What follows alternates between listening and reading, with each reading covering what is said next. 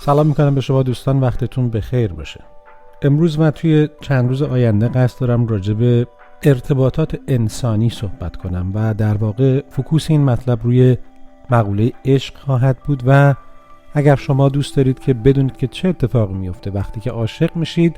بهتون پیشنهاد میکنم که حتما چند روز آینده ساندبایت هایی رو که من در این رابطه خواهم گذاشت رو گوش کنید. راجع به این صحبت خواهم کرد که اصلا عشق چجوری به وجود اومده و اصلا چرا ما عاشق میشیم، اگر بخوام دقیق تر بگم مسئله رو. اولین سوالی که مطرح میشه، حداقل از لحاظ دید علمی قضیه، این هست که آیا اصلا عشق واقعی هست؟ یعنی از لحاظ علمی آیا اتفاقی توی بدن میفته؟ احتمالاً ما همگی عشق رو در طول زندگیمون حداقل یک بار تجربه خواهیم کرد. حداقل امیدوارم که این اتفاق برای هممون بیفته. تأثیری که عشق روی بدن میذاره در واقع توی قسمت مغز بدن هست که باعث میشه لیمبیک سیستم رو، که در واقع قسمتی توی مغز هست که به ما جایزه میده، اون قسمت رو تحت تأثیر قرار بده و در واقع این مرحله رو میشه شروع شیفتگی یا شیفته شدن به فرد دیگری یا چیز دیگری بهش اطلاق کرد. توی این مرحله مواد شیمیایی مختلف و متفاوتی توی بدن شما، توی مغز شما ترشح میشه، مثل دوپامین یا آدرنالین، که اونها باعث میشن که به شما احساس خوبی دست بده و احساس شادی و شعف داشته باشید. در کل همه این مواد شیمیایی که داخل مغز شما ترشح میشه به بدن شما میرسه و اون احساس خوبی که شما بهتون دست میده بهش احساس ماه عسل اطلاق میشه و یک مدت زمان مشخصی داره که توی این مرحله طرفین یک رابطه خیلی به هم وابسته هستن. همه رفتارها و احساساتشون بیش از اندازه و بیش از حالت طبیعی رمانتیک و عاشقانه هست و این اتفاقاتی هست که به واسطه این مواد شیمیایی که توی مغز داره ترشح میشه میفته. اما خب بعد از این مرحله در واقع مغز شما به این مواد شیمیایی که داره ترشح میشه عادت میکنه و توی این مرحله قسمت دیگه از مغز دستور میده که خب دست نگهدار، اگر این قراره که یک چیز دراز مدت باشه ما باید اون رو تحت کنترل داشته باشیم، که توی این مرحله مغز واسوپرسین و اکسیتوسین ترشح میکنه. اکسیتوسین بعضی مواقع به عنوان هورمون عشق شناخته میشه. این اتفاق زمانی میفته که اتفاقاتی داره دور و بر شما میفته و مغز شما میخواد که اونها برای دراز مدت تر باشن. در واقع از مرحله شیفتگی رد شدید و به مرحله عاشق شدن دارید نزدیک میشید. این هورمون باعث میشه که به شما احساس خوب بودن دست بده، به شما احساس امنیت دست بده و این به این معنا هست که اون دوره هانیمون یا همون ماه عسل تمام شده و طرفین وارد یک فاز دراز مدت تر از لحاظ جذابیت برای همدیگه شدند، که این فاز دراز مدت میتونه سالها و یا حتی دهها سال طول بکشه.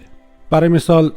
توی یک تحقیقاتی افرادی که برای مدت 20 سال به بالا ازدواج کرده بودن رو مورد مطالعه قرار دادن و مغز اونها رو اسکن کردن و متوجه شدن که قسمتی از مغزشون که در رابطه با احساس لذت هست فعال هست و همچنین قسمتی از مغز که در رابطه با کلنجار رفتن با درد هست اون هم فعال هست، که این نشون میده که اکثر مردم همیشه احساس خوبی ندارن وقتی که توی یک رابطه دراز مدت هستند.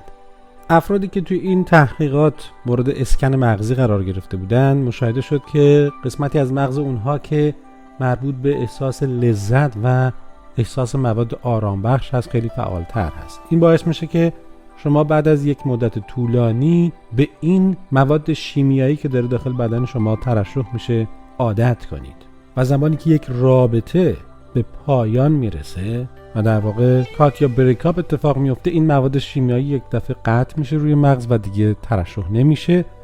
و واقعیت شما تغییر میکنه و شما به یک باره باید با نبود این مواد شیمیایی که بدن شما به اونها عادت کرده و یک جوره شما معتاد اونها شدید کنار بیایید. و این دقیقاً مرحله هست که بهش میگن مرحله شکسته شدن قلب یا همون هارت بریک. توی همین تحقیقات عکس‌العمل بدن به شکست‌های عاطفی مثل شکستن قلب مشابه با بیماری‌های فیزیکی مشاهده شده. یعنی در واقع بدن شما به این اتفاقات مثل یک بیماری فیزیکی عکس‌العمل نشون میده و باعث میشه که هورمون‌های زیادی مثل کورتیزول که یکی از هورمون‌های مربوط به استرس هست و همچنین آدرنالین که باعث میشه یه مقدار شما مغزتون داغ کنه، کلتون داغ کنه، توی بدن ترشح بشه تا سیستم ایمنی بدنتون در واقع فعال بشه، حتی در مورد شکسته شدن قلب. و جالب اینجاست که میزان این هورمون‌هایی که داره ترشح میشه تو بدن شما 3 برابر بیشتر از هورمون‌هایی هست که توی بدن یک فردی ترشح میشه که واقعاً مثلا دچار سکته قلبی شده، که باعث میشه که مثلا قلب شما توانایی پمپ کردن خون رو توی بدن شما به اون خوبی که در حالت فیزیکی شما الان وضعیت اوکی هستید دیگه نداشته باشه.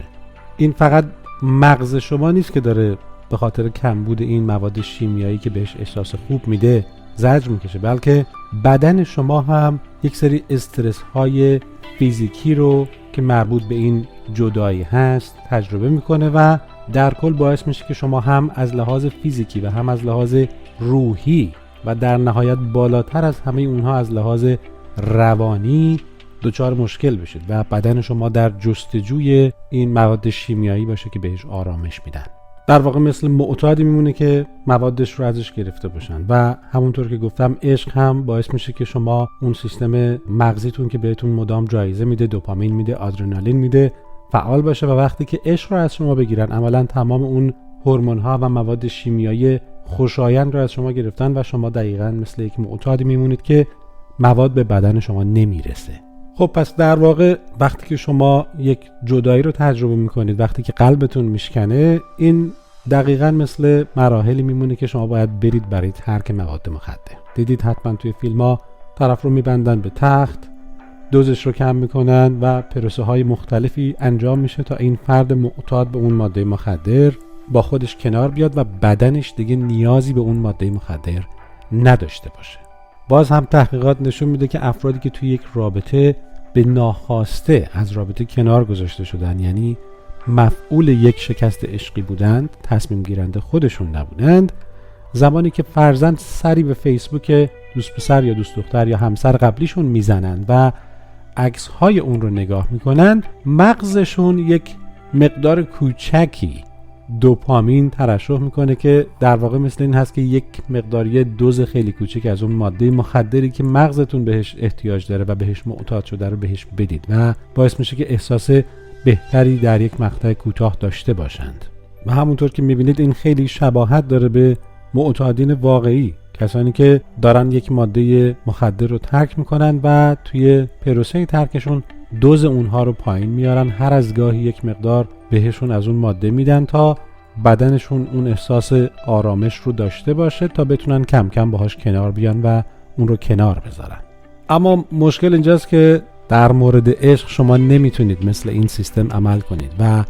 اگر میخواید واقعا کسی رو کامل کنار بذارید و رابطه شما تمام شده، میخواید اون رو از زندگی خودتون به کل بیرون کنید، باید به یک باره تمام این مواد شیمیایی که توی مغز شما ترشح میشه کنار گذاشته بشه و سر زدن به گذشته و مرور خاطرات مشترک کمکی به این قضیه نخواهد کرد. در واقع باید یک چیز دیگه رو پیدا کنید که ذهنتون رو با اون مشغول کنید و شاید هم اون رو جایگزین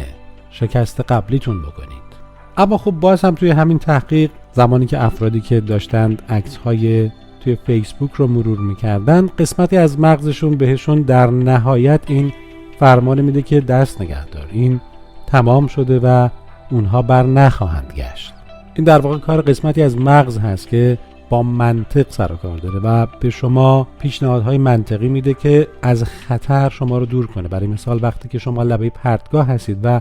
یک دفعه ترسی به شما غالب میشه و شما از لبه پرتگاه عقب میکشید، این همون قسمت از مغز هست که داره به شما میگه کاری که الان داری میکنی کار منطقی نیست. و وقتی که قسمت منطقی مغز فعال میشه و شما عقب میکشید، این همون قسمتی هست که خشم و افسردگی کم کم وارد میشه و این مرحله هست که شما همون حالت یک معتاد رو پیدا میکنید که شما دوست دارید برید به عکس‌های اکستون نگاه کنید به خاطر اینکه باعث میشه به شما احساس بهتری بده. از اون طرف مغز شما میگه دست نگه دار و اون موقع است که حتی شما از دست مغز خودتون هم ناراحت و عصبانی میشید.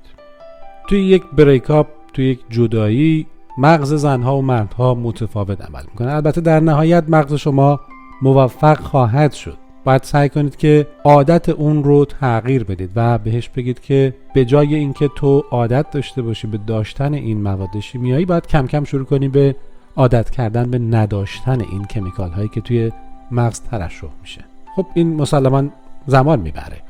اما خب تحقیقات نشون میده که وقتی که یک خانمی وارد یک جدایی میشه، یک بریک اپ میشه، در ابتدای کار اون غرق در احساسات میشه و تمام این دردها و غمهای احساسی رو به سرعت تجربه میکنه، مثلا توی اولین روز یا اولین هفته بعد از یک جدایی. اما بعد از این مرحله اونها کاملا خودشون رو پیدا میکنن و از این مرحله در میان و زندگیشون رو ادامه میدن، خیلی راحت میرن دنبال زندگی خودشون.